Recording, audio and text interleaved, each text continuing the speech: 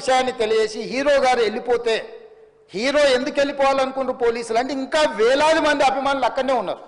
Hero గారు థియేటర్లో కూర్చొని ఉండడం వల్ల, సినీ ప్రముఖులు ఉండడం వల్ల ఈ బయట జమైన వేలాది మంది అభిమానులు అక్కడ నుంచి పోకుండా అక్కడనే ఉండడంగా థియేటర్ లోపల కూడా బాల్కనీలో, టాప్ బాల్కనీలో హీరో కూర్చుంటే కింద నేల కింది నుంచి పై వరకు వెనక్కి తొక్కుట పైకెక్కి హీరో చేతులు కలపాలని కోతులు ఎగబడ్డట్టు, కోట మీదకి కోతులు ఎగబడ్డట్టు ఉల్టా పైకి తొక్కిసలాట జరిగింది అధ్యక్ష.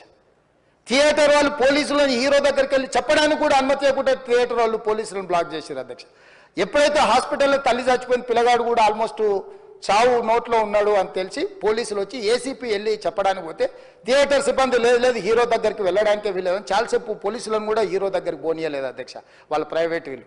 చివరికి ఏసీపీ కోపం వచ్చేసి మిమ్మల్ని అందరిని తీసి లోపల వేయాల్సి వస్తా అని చెప్పి పోయి హీరోకు ఏసీపీ క్లియర్గా ఇద్దరు చనిపోయినరు, మీరు ఇక్కడ కూర్చుంటే థియేటర్లోనగా థియేటర్ బయట ఉన్న వేలాది మంది ఈ సినీ అభిమానులను మేము కంట్రోల్ చేయలేకపోతున్నాం, ల్యాండ్ ఆర్డరు శాంతి భద్రతలు చేయి దాటిపోయినాయి, మేము లాఠీ చార్జ్ చేయాల్సిన పరిస్థితి ఉంది, మీరు దయచేసి వెళ్ళిపోండి, వచ్చిండ్రు చూసిండ్రు కదా వెళ్ళిపోండి అంటే లేదు నేను సినిమా అయిపోయే వరకు ఇట్లే కూర్చుంటానని పోలీసులతో చెప్పిండని సిటీ కమిషనర్ నాకు చెప్పడం జరిగింది అధ్యక్ష.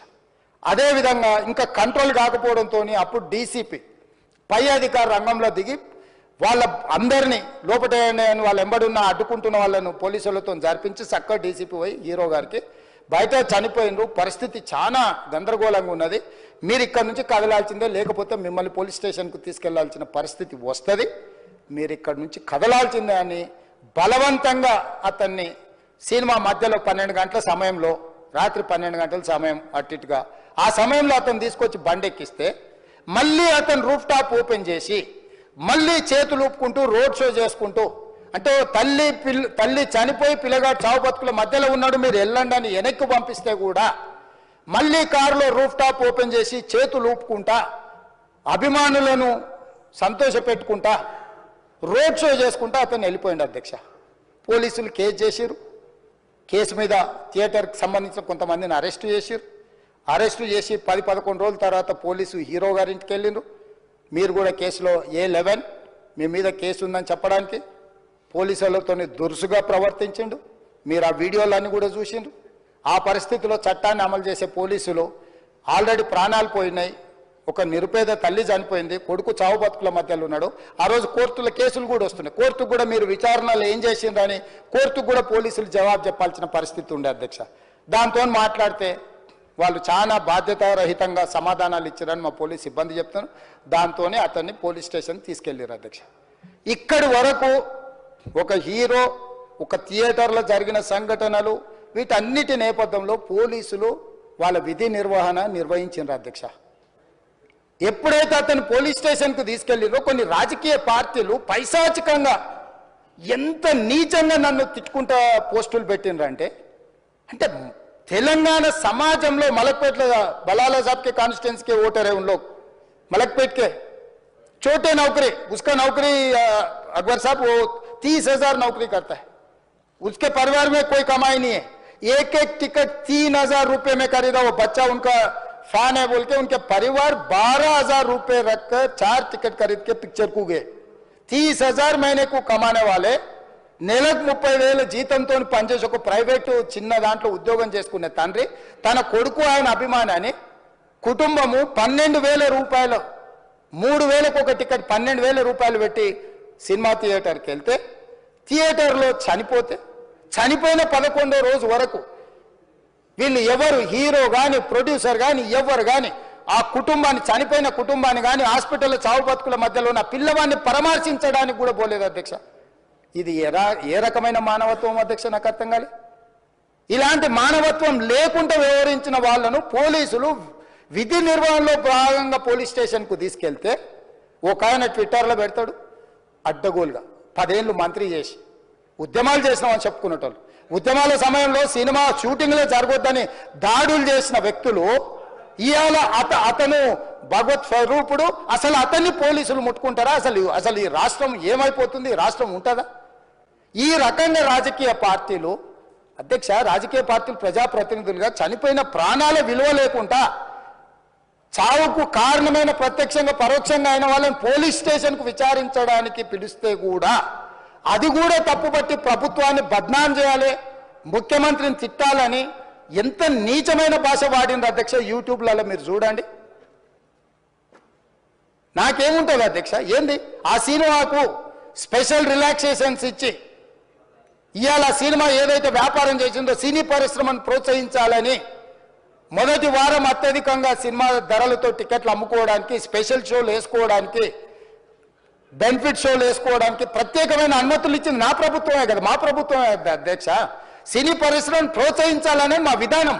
ప్రోత్సహించే క్రమంలో తెలంగాణ ప్రజల ప్రాణాలను తీసుకోమనే, ప్రాణాలు తీసుకుంటే కూడా వాళ్ళని ఏమనొద్దానంటే మీరు లా చేయండి అధ్యక్ష. మరి స్టేట్కు లా అథారిటీ ఉందో లేదో నాకు తెలియదు, కానీ star, film star, super stars or political stars is having some special privilege.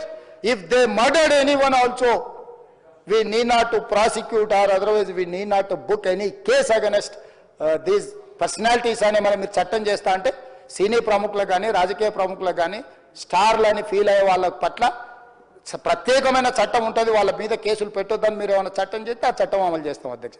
ఈ రోజున్న డాక్టర్ బాబాసాహెబ్ అంబేద్కర్ ఇచ్చిన చట్టం ప్రకారము దీనికి కారణమైన వాళ్ళను, ప్రత్యక్షంగా పరోక్షంగా కారణమైన వాళ్ళందరి మీద కేసులు కట్టి పోలీసులు విచారణ చేయాల్సిందే, బాధితులను శిక్షించాల్సిందే అధ్యక్ష.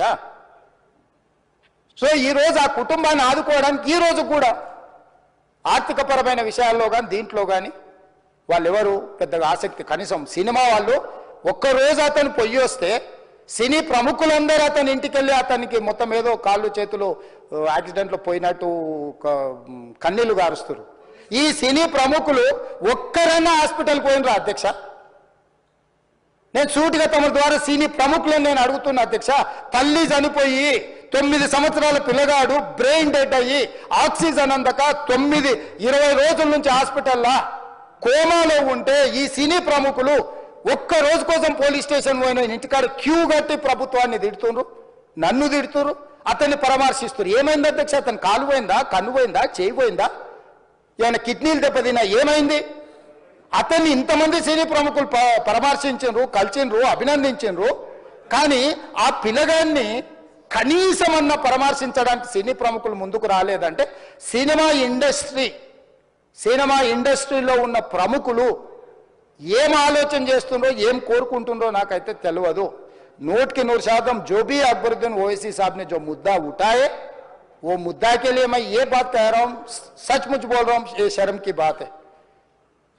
20 दिन के बाद भी इतने एक दिन के लिए उनको पुलिस स्टेशन को लेकर गए तो हाई कोर्ट भी इमीडिएट अजर्नमेंट मोशन, लंच मोशन ले लिए, उनका बेल भी दे दिए, सब कुछ है. आधी रात को 11-12 बजे अपने लोग बोल रहे थे जेल का दरवाजा खोलो, 12 बजे उनको छोड़ो. अरे भाई कहां है प्रोविजन, कहां से छोड़ू मैं? कोई मेरा घर का मामला नहीं है, मेरा घर का मामला है तो मेरा गेट निकाल के आने वाले जाने वाले को मैं बोल सकता हूं. जेल का दरवाजा मेरा हाथ में नहीं है, कानून के हिसाब से चलाने का है मेरे को. रात 12 बजे अरे वो फिल्म स्टार है उसको छोड़ दो. भाई अगला दिन मैं रहे तो ना फिल्म स्टार को छोड़ने के लिए. अगर आधी रात को 12 बजे किसी को जेल से छोड़ने का कोई लॉ है तो बोलो, मैं भी लागू करता हूं. तो इसीलिए ये इतने फिल्म स्टार कोई भी दवाखाना तक नहीं गया, छोटे बच्चे को नहीं देखा अकबर साहब. ये अफसोस की बात है.